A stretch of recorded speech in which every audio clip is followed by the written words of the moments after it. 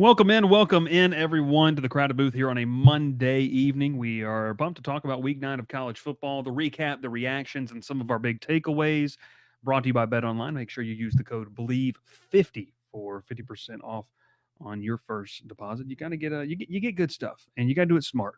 Fade us. That's what you would say. Will and I both lost this week. Ralph won, I think, this week. So that's something. That's something for you. Talking college football.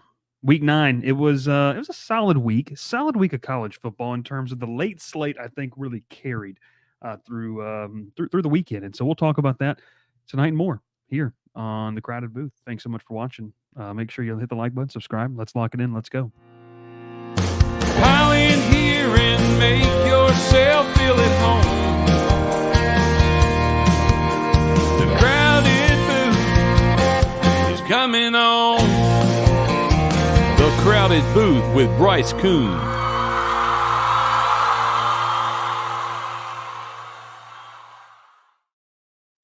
All right, so we're rocking and rolling here on a Monday night. My name is Bryce Coon. Welcome in Will Manis alongside me. Ralph, once again, on the IR still, so he's working night shift over there at UPS. Do we know if it's just real or not, or is this just more a figment of his imagination? And is he taking a knee against the Crowded Booth? We definitely have to ask the question at this point.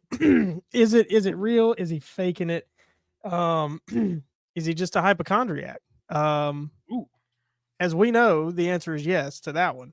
And I think that's a little bit what's going on there. But no, I mean, I miss having Ralph on the show. I don't know about you, Bryce, but our show is known for having 3 people, and it's been like 5 weeks of just 2 voices.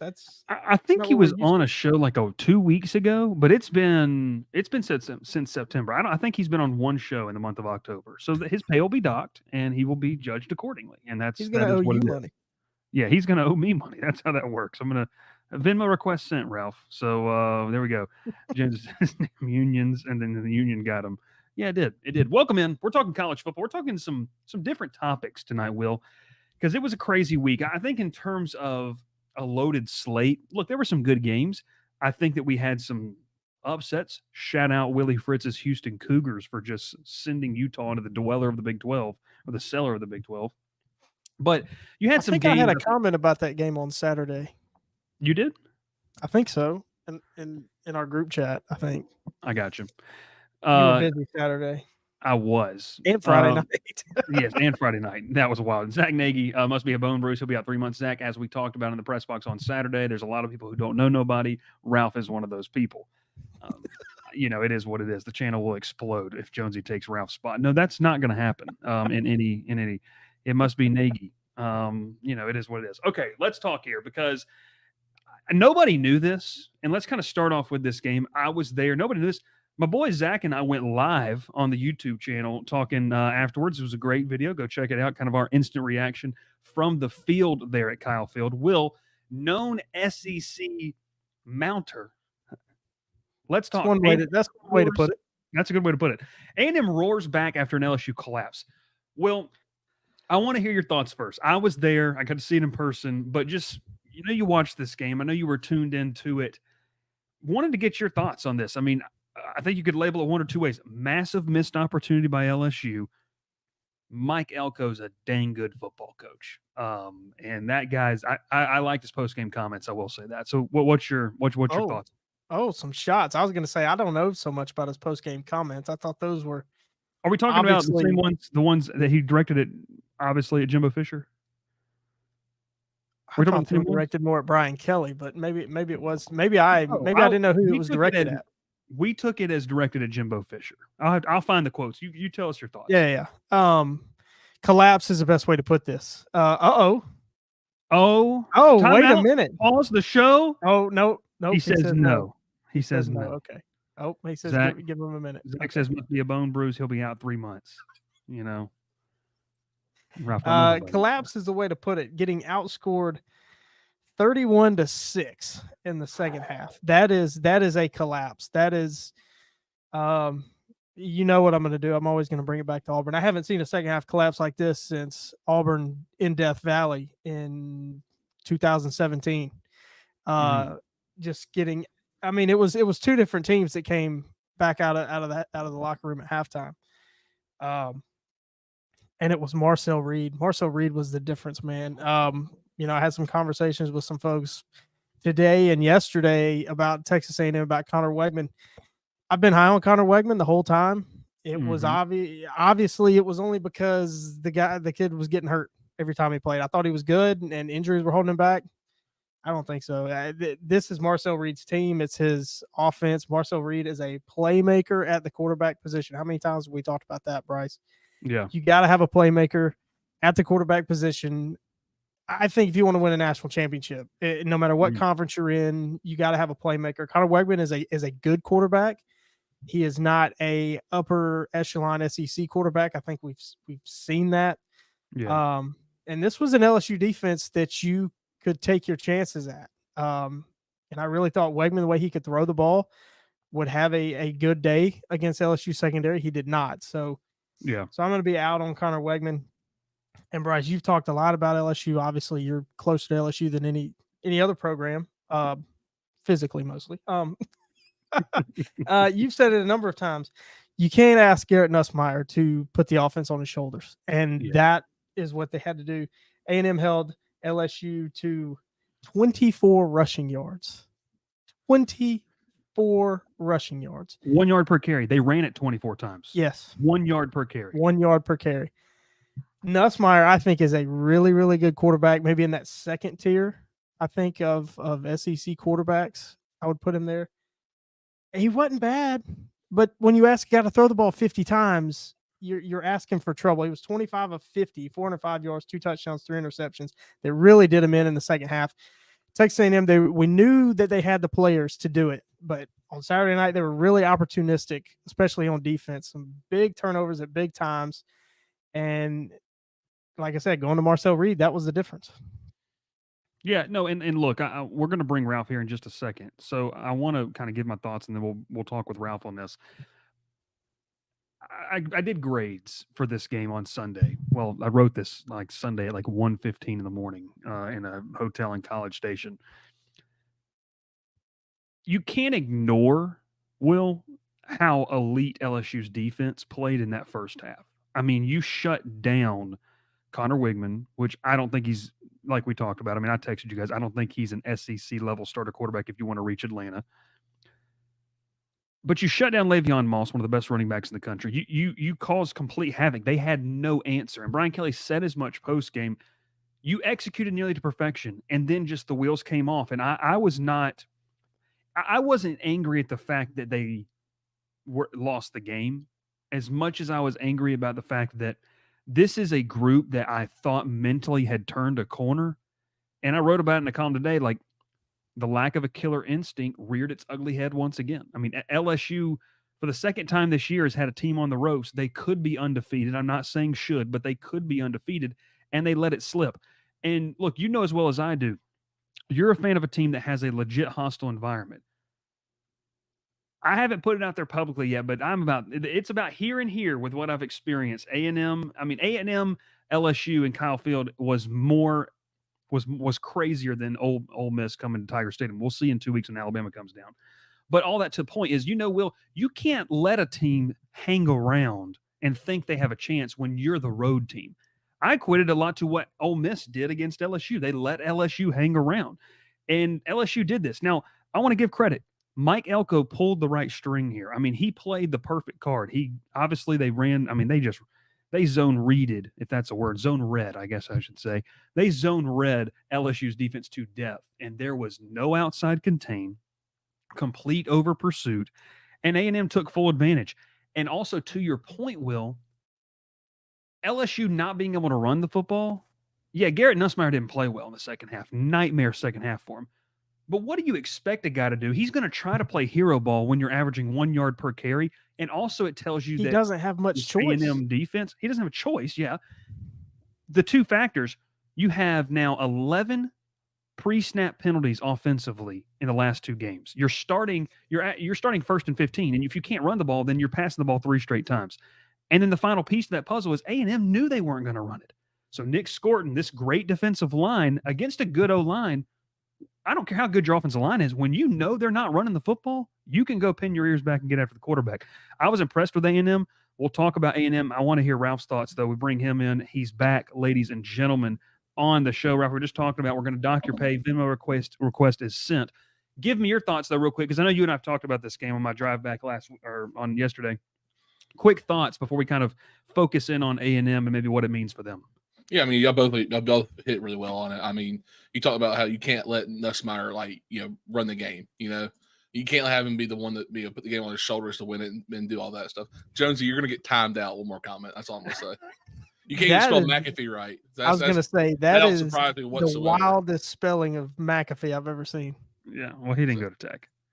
So either way, I just LSU went away with the run game. They tried to run the ball the first half, and they did really well. I thought Caden Durham obviously he's playing outstanding football right now.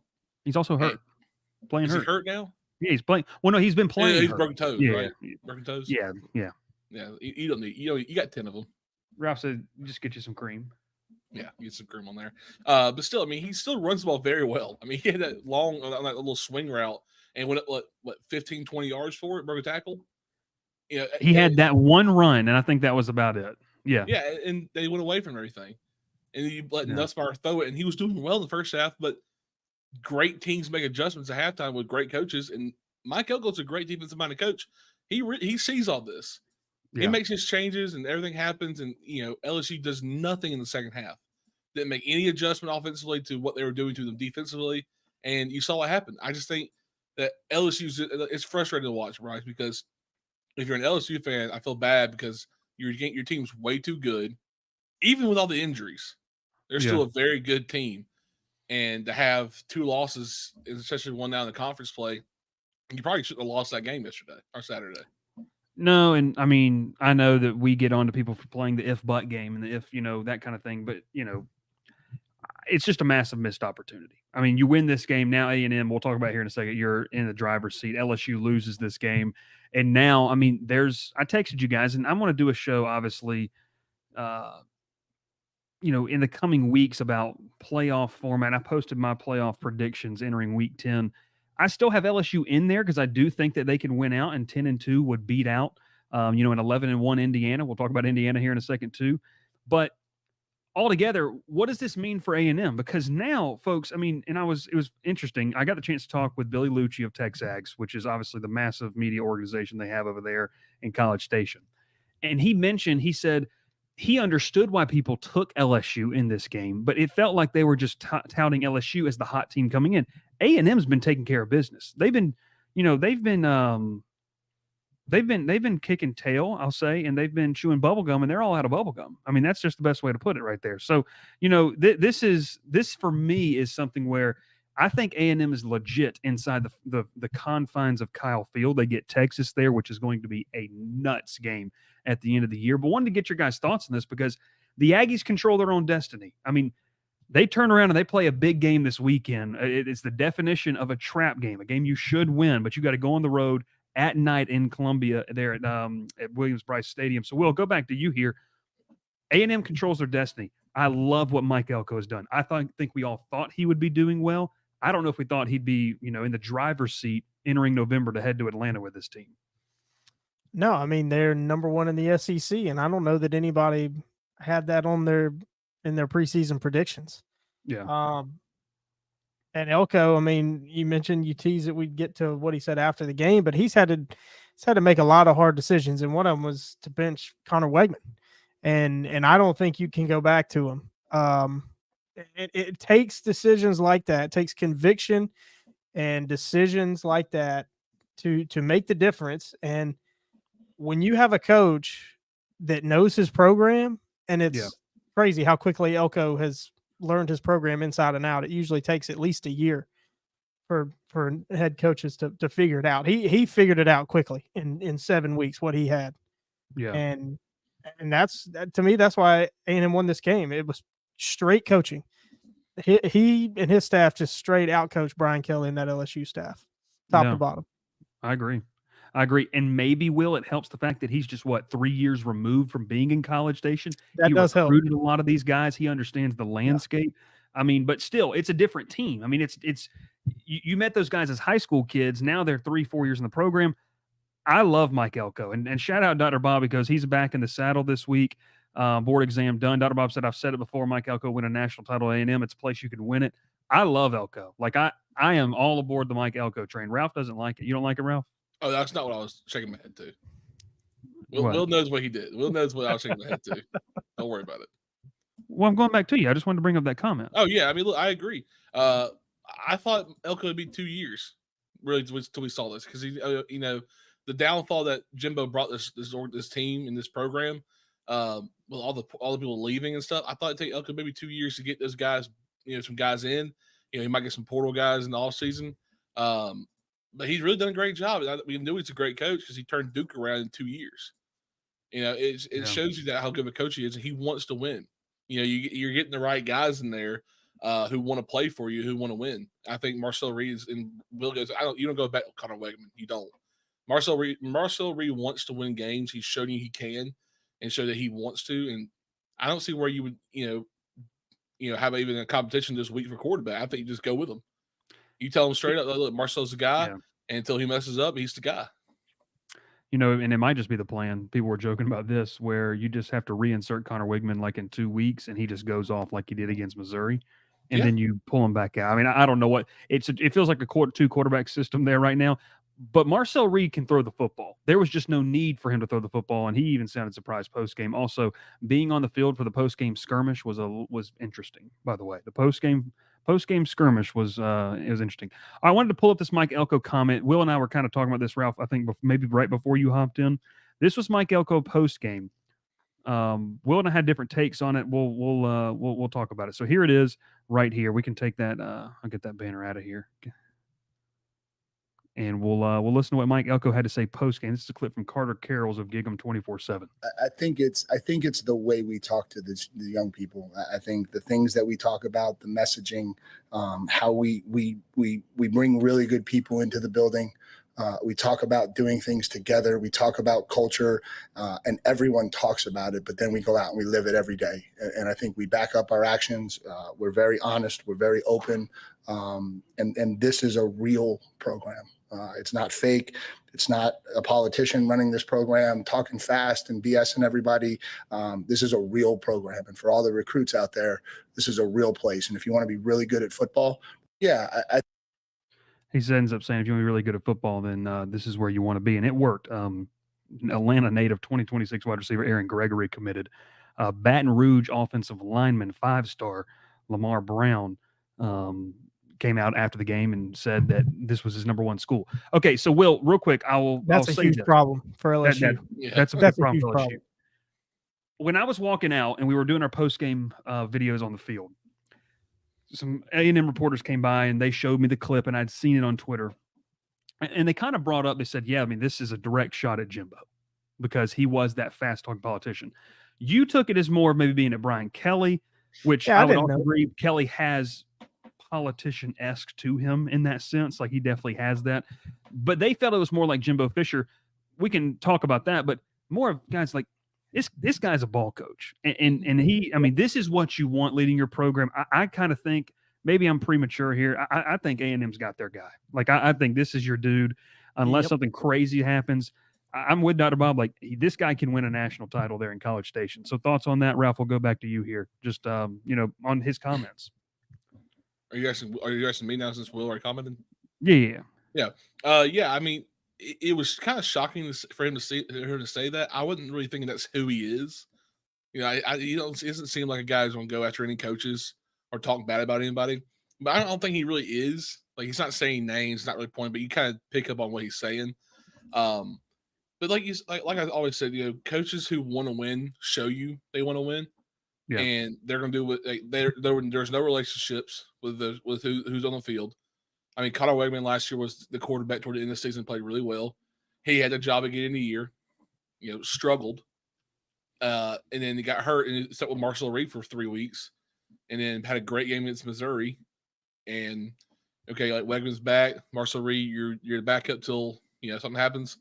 Played a horrible first half, comes out second half. Marcel Reed's the guy, and he's probably gonna be the guy till the end of the season. So I mean, but I like what he's doing because if you saw after the game, Bryce, and obviously you were on the field, but you couldn't see everything.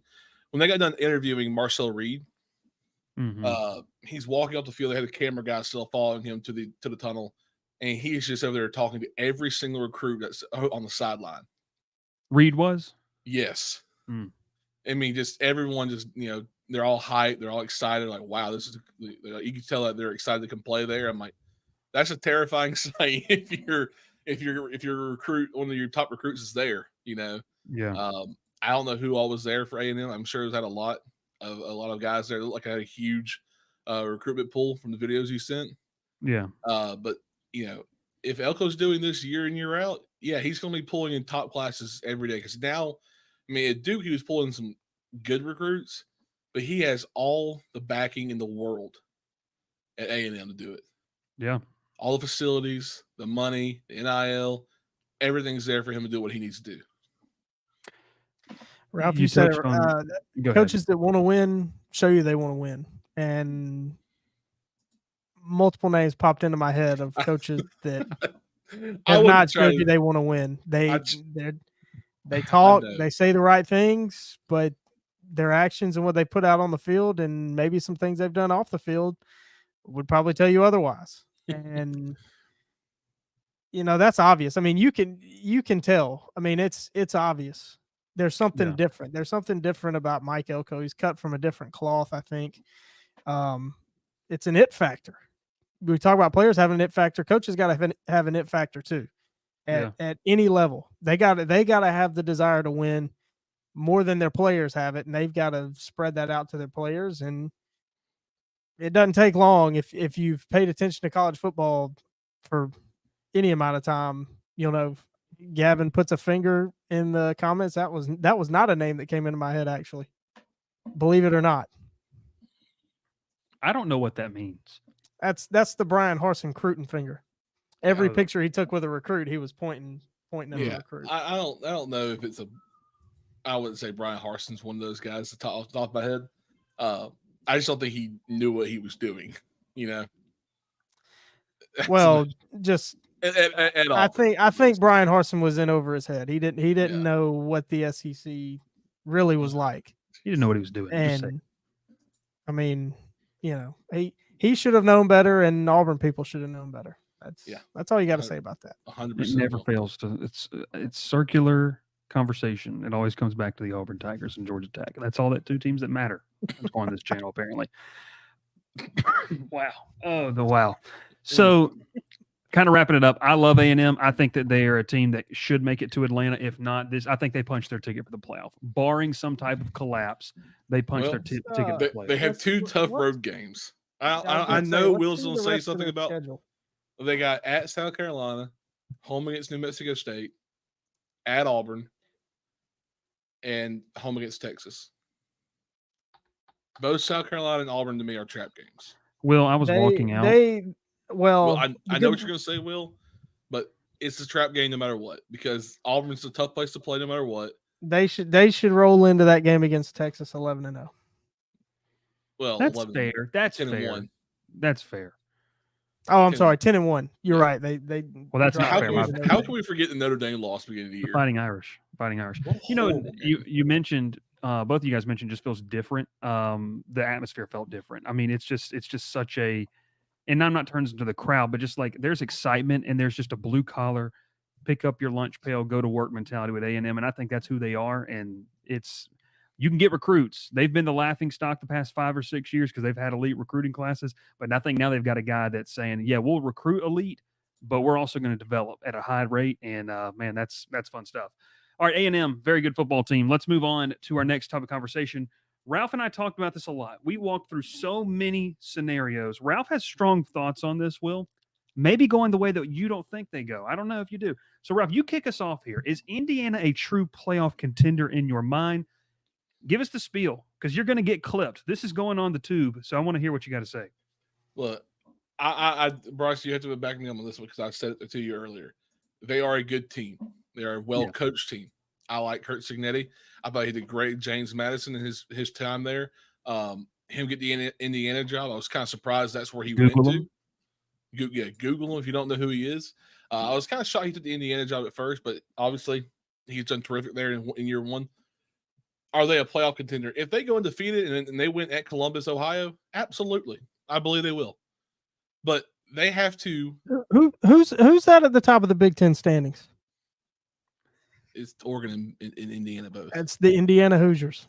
Yes. All right, is that what you're trying to say? All right, we got to let Ralph finish his point let's. They have they have the weakest schedule in the Big Ten as of right now. Who they play in the Big Ten? They have played UCLA, Maryland, Northwestern, Nebraska. Okay, they blew out Nebraska. Western Illinois. I said of Big Ten teams. They're not the Big Ten. Western Illinois is a dog. Yeah, okay. They had to play Michigan State and Michigan, who are obviously not who they've been in the past, and then had to go to Ohio State.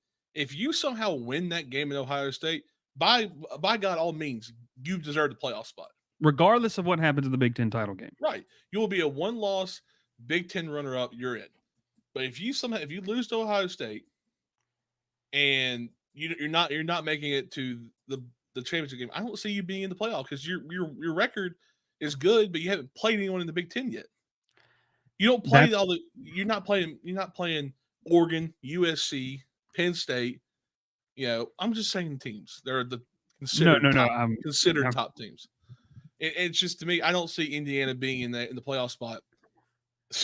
Coach Cigarettes, the coach. Have you seen what they did? They made the little flag, the towels with the Marlboro logo Marlboro man, and put his face on it. They put Cignetti on it. And they gave him out during the game. So, well, before I take it to Will, because Ralph, that you have a point, and that's why I did not put them in my projected playoff heading into Week 10. Because if you lose to Ohio State, what's your quality win? Like, I think a 2-loss SEC team would get the nod over them because they're going to have a quality win over Indiana. It doesn't mean what they're not doing as well, and it doesn't mean they don't deserve it. It's just I don't know if they're going to get the nod. So that's kind of what we're talking about. Will, Ralph and I talked about it a long time. Will, your thoughts on this? Because I think you like Cignetti. I think you're ready to see him learn the creed if necessary. And it won't happen though. He's from the Saban tree. That won't happen. Barring just a collapse in November, Indiana's in the playoff. They're in. I don't know how you leave out a team that goes, let's say they lose to Ohio State, goes 11-1, and you keep them out of the playoff. I don't know how. I mean, you can't blame them for not playing anybody. They play in the Big Ten. You can't. Yeah. It's not their fault. They did get the luck this year of having a light schedule, but Nebraska, they were ranked when they played them. That's a ranked win. That's true. And until this past week, I thought Nebraska season was over after what Indiana did to them. Yeah, that was ugly. Yeah, but I mean, seeing what Nebraska did, Indiana, you could think could go in there and if they win, absolutely. But yeah. That being the only ranked win is a Nebraska. Doesn't matter. I don't think it matters. You have to be. Where did he just go? Bryce left. He went all the way out. Yeah, we lost Bryce for the rest of the show apparently. But to finish, he's back. But to finish my point, you can only play the teams on your schedule. And if they beat everybody on their schedule, minus top 2 team, the best roster in the country that everybody's talked about, if that's their only loss, you can't keep them out of the playoffs. And it's the way they're doing it. I mean, they beat Nebraska 56-7, Washington 31-17, still got a good roster, still got good players. Northwestern blowout like they should, Maryland blowout like they should. I mean, they're blowing everybody out. I think if they lose to Ohio State, how that game looks is going to matter a lot, because It had to be if a Ohio close State loss. blows them out, which I don't think they will. I mean, if Ohio State wins the game, I think it's going to be a close game. I do think Indiana's a legit team. Like I want to say this. I agree with Ralph's point that there's going to be the people against Indiana as an 11-1 team are going to say, where's your quality win? But then I'm also going to agree with Will's point in the sense of, you don't luck yourself in to going 11-1. Like, that's not something you just fall into. So it's great points on both sides of the argument, on both sides of the line, I should say. I keep falling back to what happened to Florida State last year. I know it was a quarterback thing. I just wonder if that's going to be something where it comes into play. I don't know. I could see it going, back and forth. Jonesy says, an FSU was ranked when Tech played them, so well, they're the worst team ever. Exactly. Tech, it is. Tech has a top 10 win. Great. Mindfish, welcome to the channel. Make sure you subscribe to the channel. Based on resume, should a 10-2 Mizzou or 11-1 Indiana make the playoff first? Who do you think more likely would? Indiana. Missouri's done. It's over. They're not going 10-2, but they're over. Appreciate you, Mindfish, for tuning in. They should have lost to Auburn. They get blown out by Alabama the following week. They get blown out by Texas A&M. They got to play Oklahoma, South Carolina, at Mississippi State, and Arkansas at home left. I could see 8-4. Yeah, I mean, you look at the games where they could have got quality wins. Talking about Missouri, they got blown out in them. It's like they didn't show up. Yeah, they got blown out. Texas A&M and Alabama 2 games this year. And both their losses have been blowouts. Yeah.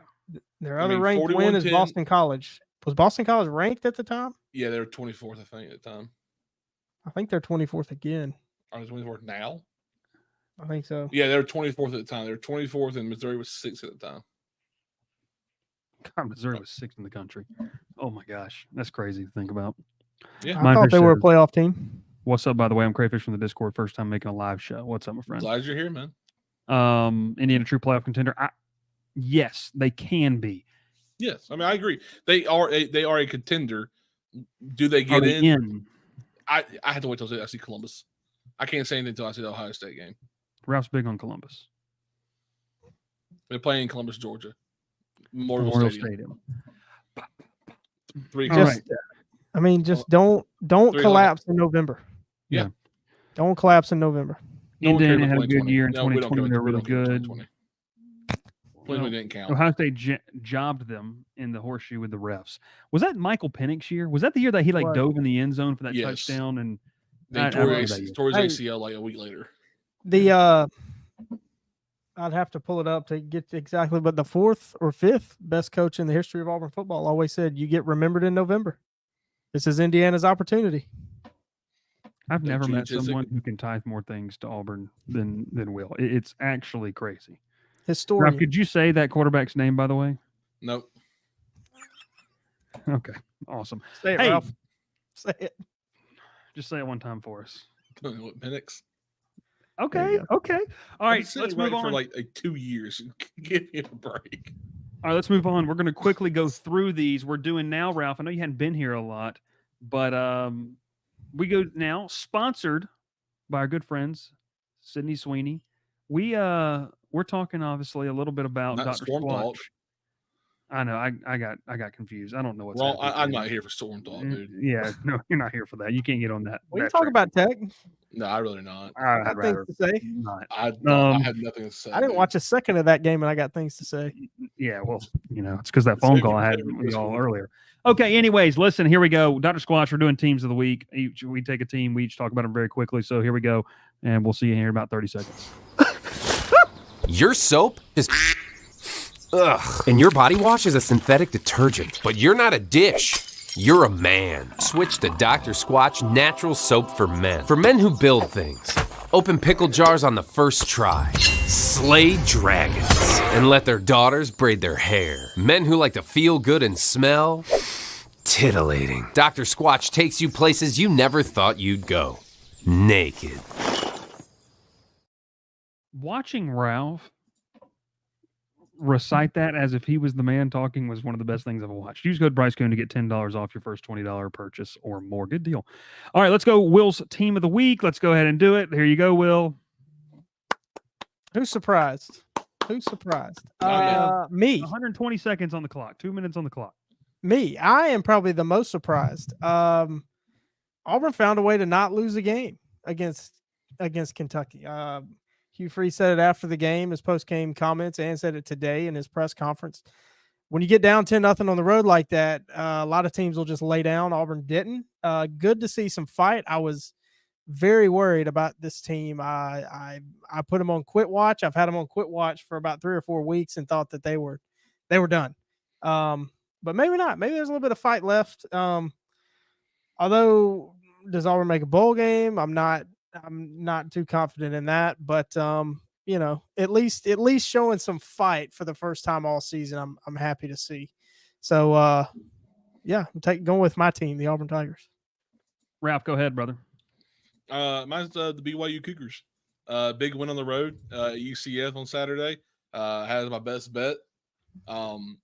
They real big statement win, honestly, because they were the underdogs and going into this game, which was shocking. I don't know.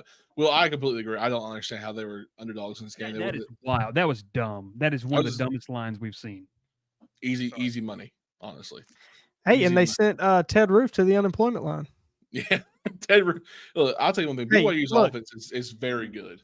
Retzloff, is that how you say his last name? Retzloff? Yes, Retzloff. He is a very good runner, and he has a cannon for an arm.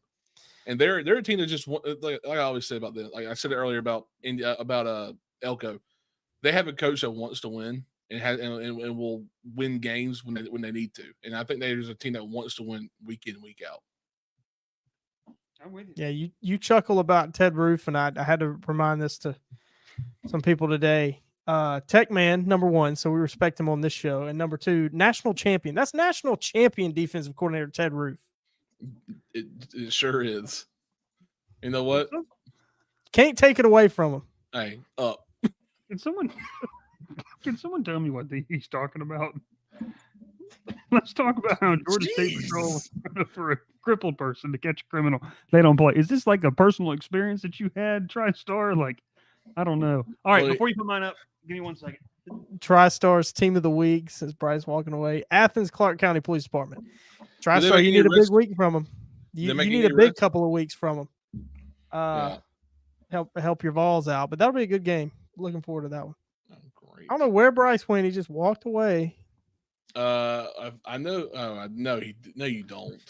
Oh, Jesus! All right, Bryce is trying to get back into some people's good favors. Yeah, just go ahead. Team of the week. We hear. You hear me? We hear. Colorado Buffaloes, Shador, Travis. They're good. This is a good football team, and they're solid. They've got an outside shot at the Big 12.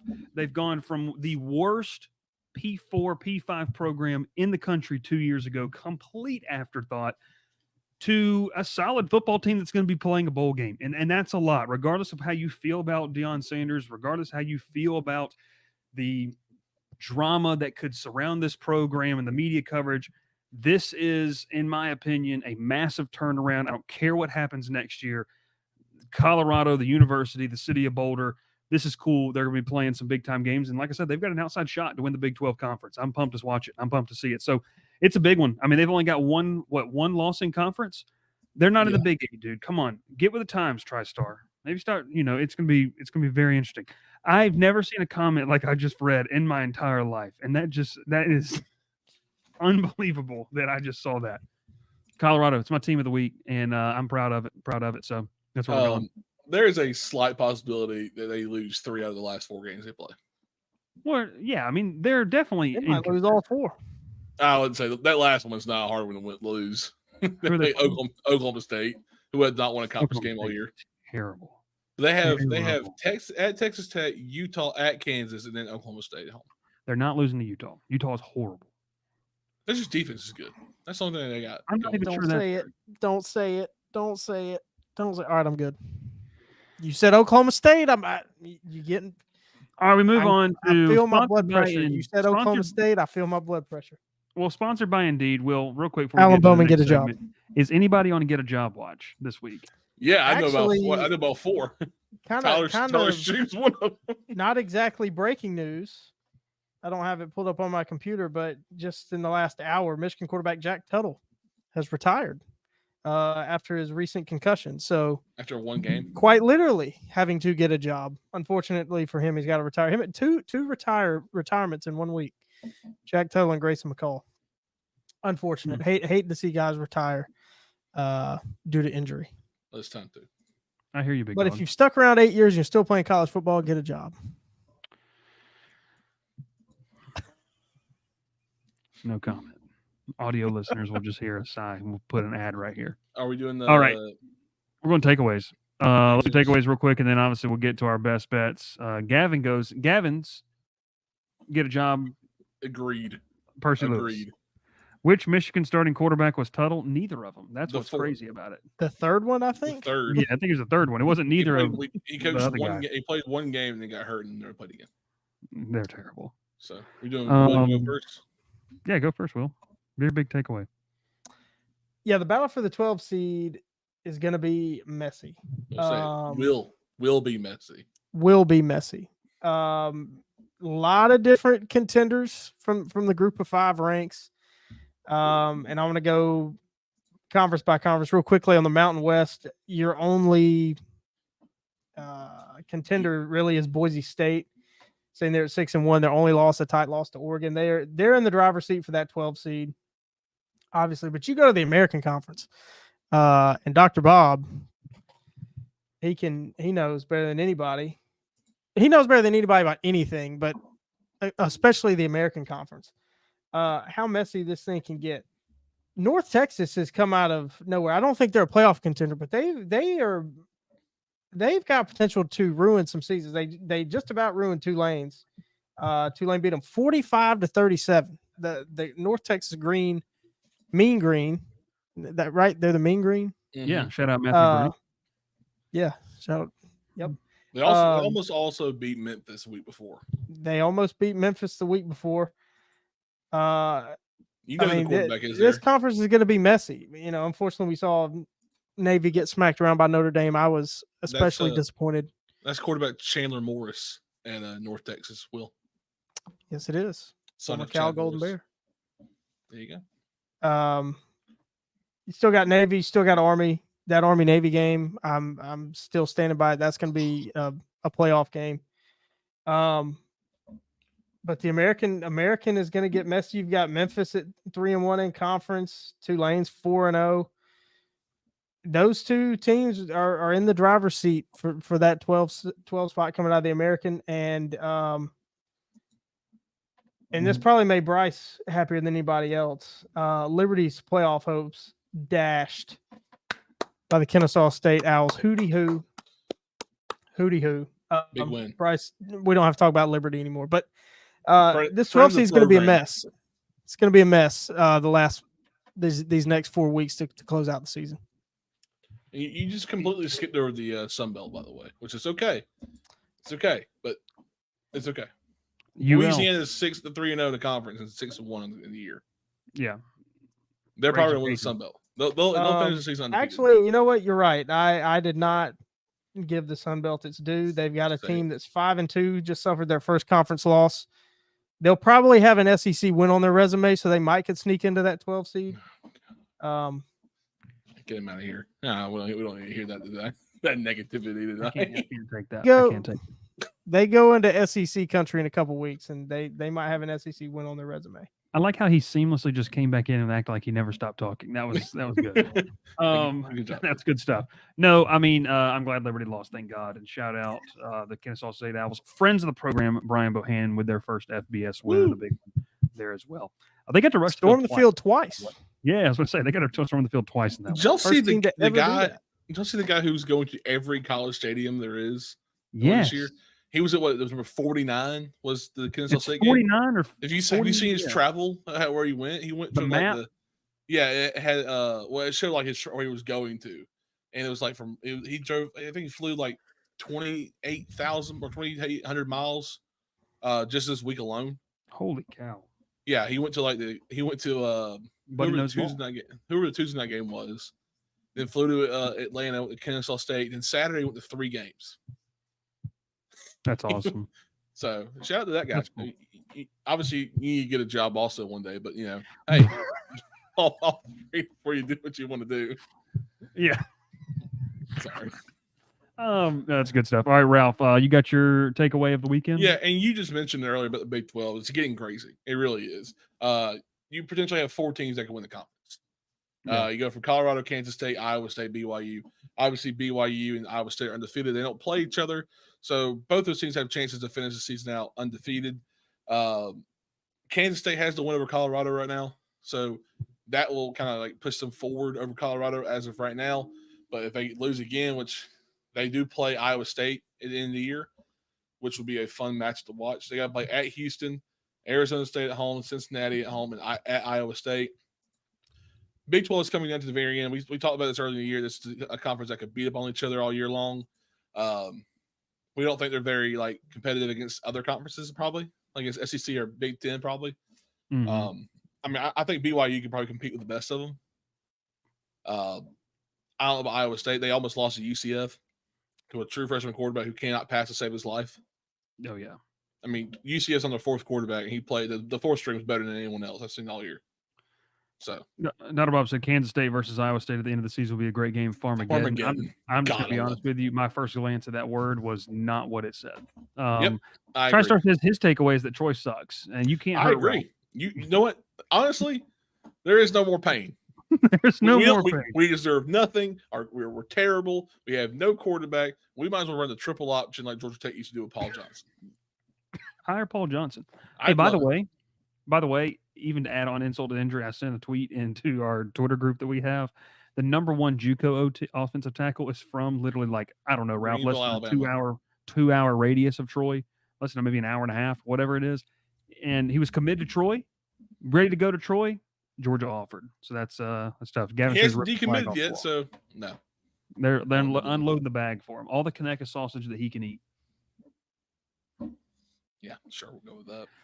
All right, let's go to my takeaway here before we round out and we get to our best bets. We take a look back at them. The ACC and the SEC races could get messy. Ralph and I, once again, we spent like 2 hours on the phone on my drive back from College Station about this. Let's start out with the ACC, though, because you have something here, folks, where you could legitimately have an undefeated in conference and a 1-loss SMU team not play in Charlotte. You could have 3 undefeated ACC teams at the end of the season, and 2 of them would have to play in Charlotte. Now, from what people I've been able to read is that if Miami and Clemson run the table and SMU runs the table, it will be Miami and Clemson in Charlotte, and SMU will be left out due to the tiebreaker rules. So I think that's crazy. It just shows you how maybe nuts it is that we got away from divisions a little bit. Maybe that's something that's, a little interesting. But I don't know. Interesting stuff to me in that sense because, you look at the ACC and what they have. Obviously, big one this weekend in Dallas. SMU host Pitt. That's a really big game for ACC race implications. And then you go over to the SEC and fellas, I mean, listen to this. You could have you could have this, and this isn't crazy that this could happen. You could have a number 1 Georgia, okay, that doesn't play in the conference title game. If Georgia wins out, and let's say Oregon stumbles randomly, if Oregon stumbles and Georgia wins out, and Georgia jumps to the number 1 spot, if A&M wins out, I mean, to make sure I'm doing this right, and LSU wins out, LSU holds the tiebreaker because of common opponent if they beat Alabama. So it's really crazy to think about. You could have LSU and A&M, a rematch of what we saw on Saturday night, playing in this game. and Georgia would be number 1 in the country by this and not be playing in their conference title game. I don't necessarily like the fact that we got away from divisions for this standpoint. Ralph was reading off the tiebreaker rules. Ralph, please enlighten the people what bullet point number 5 or 6 says. If you go through all these rungs, do you know what bullet point number 5 or 6 says? I pray to God. I pray to God that we get to see this. Please enlighten us. Let me read it all for Will. So, Will, there's A through F, okay? A is head-to-head competition among the tied teams. B is record versus all common conference opponents among tied teams. C is record against the best placed common conference opponent in the standings and proceeding through the conference standings among the tied teams. D is cumulative conference winning percentage of all conference opponents among tied teams. E is capped relative total scoring margin versus all conference opponents among the tied teams. So if we can't figure out who the tiebreaker is through all of those, we get the fun one here at F, which is random draw of the tied teams. They're going to pull a name out of the hat. Can you imagine somebody sitting in Birmingham and missing out on the conference title game because the janitor pulled, in pencil on a piece of notebook paper? The random I'm going to make a down the prediction. hall. I'm going to make a prediction right now. If I had a stone tablet, I would carve it into the tablet. If Georgia wins out and doesn't make the SEC championship game, 2024 will be the final SEC football championship game. I'll say this right now. I don't disagree. Georgia doesn't make it and they win out, the city of Birmingham will be burnt by people from Athens. You think I'm kidding? Oh, you think I'm messing around with that? You had the whole entire Georgia fan base will be setting a blaze in the city of Birmingham. I'm just waiting on it to happen. We've been saying it all year. The 12-team playoff is going to be the end of conference championship games. It'll take a one-loss team getting left out that's ranked in the top 5, although it would be more beneficial to Georgia. I don't think Georgia will be complaining all that much. It'll take a key player getting injured in the conference championship game that costs the team a national championship. And I think there was another third one that we said a lot, but I can't think of it right now. But it's a shame. It's a shame. Did you guys see that the BCS rankings came out? They still do those? I miss them. There's a Twitter account that uses the algorithm. Did I send it? I hope I sent it to you. I don't think I did. No, you didn't. We'll see if I can find it. See if you find it. In the meantime, let's get to this question right here real quick. And the Vinefish says, continuing my question from earlier, 11-1 SMU or 11-1 Indiana? SMU. You'd have road wins at Louisville. You'd have a home win against if Pitt wins out. I mean, that's an 11-1 Pitt. Mm-hmm. Oh, man, that's a really, really and you have home wins against Boston College, too, who's not a bad team. And a home win against Cal. Are you saying the ACC is better than the Big Ten? I think 11-1 SMU is. Remember when Ralph said Big Ten basketball was like the worst conference? That was one hey, of the who won the conference? Who won that championship that year? Not a Big Ten team. Had the most teams in. And guess what? He didn't win it. If you're like me and you missed the BCS, here would be your top 25. Well, Missouri should not be in top 25 also. Oregon is number 1 by a wide margin. Can you zoom in a tad on there? Probably not. I have no idea. Oops. Oh, that's perfect. Yeah, can we look at it like that? That's better. There you go. Yeah. By almost a full 10th of a point, Oregon would be number 1. Penn State 2, Georgia 3, Ohio State 4, Miami 5. I mean, this is pure college football as it should be. There's Rich, your top 25. Pitt at number 16. Man, remember we wouldn't even do a Pitt preview because we said they were going to be so bad? Someone said that, Bryce, or someone else said that. Will, not you and me. We didn't care, but. And Bryce, there you go. To justify your team of the week, Colorado will be at number 4 in the BCS standings. I like it. You mean 24? 24, you mean? You said Colorado will be at number 4. 24. Washington State, baby. Rank them. I like it. I like it. Gavin hates Penn State. He told us about this the other night. Colorado in the AP top 25 is at 23. I like it. And Washington State's 22. All right, it's that time. Let's do it. We got 5 minutes left on the program here. Let's take a look at our best bets of the week, and it's just not going well. I mean, I think that's just the best way to say it. I'm on a nice 2-game losing streak. Ole Miss struggled, and I thought they were going to be able to put up some more points in this game. Offensively, they're just not clicking, and it's just tough. So, Ole Miss -20 at Oklahoma. Versus Oklahoma. Yeah, versus Oklahoma. Come on, Dr. Bob. I know you had a test and all, but geez. So I am now, what, Ralph? 3-7? Good Lord. 3-7 on the week, on the year. Ralph bounces back with a big win here after the loss, bad beat from Iowa and Michigan State. BYU, it was +2 at UCF. And Ralph wins not only the bet outright, but, I mean, good grief, Ralph. You could have set an alternate spread on that one. And I had BYU money line off the book. So. Off the books. Yeah. Off the Dr. Bob. BYU +2, so Dr. Bob. Yeah. Once again, wrong. It was a tough week for Dr. Bob. Well, we need to discuss something real quick. I'm mad that I won. I'm mad that I won that week. And I'm mad that I pushed. Why did he say you lost? He said you lost. Oh, you did. I'm talking about that Army one that I won. I wish I would have lost. Here's the thing, Will. You have now done be Auburn. All red. You have Auburn on 3 bets. Okay.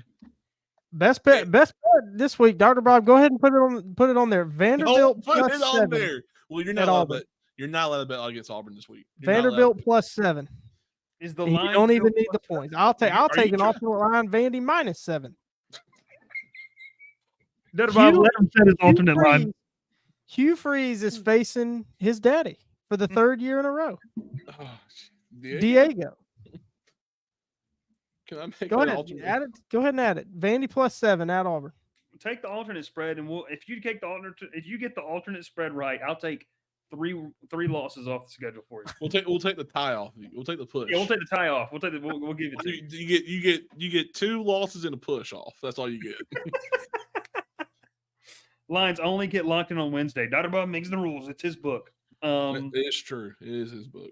It is true. Hopefully people are stupid enough to move the line in Auburn's favor. So maybe I'll get more points. Will, what's the worst beat of this? What is it? Mine, probably.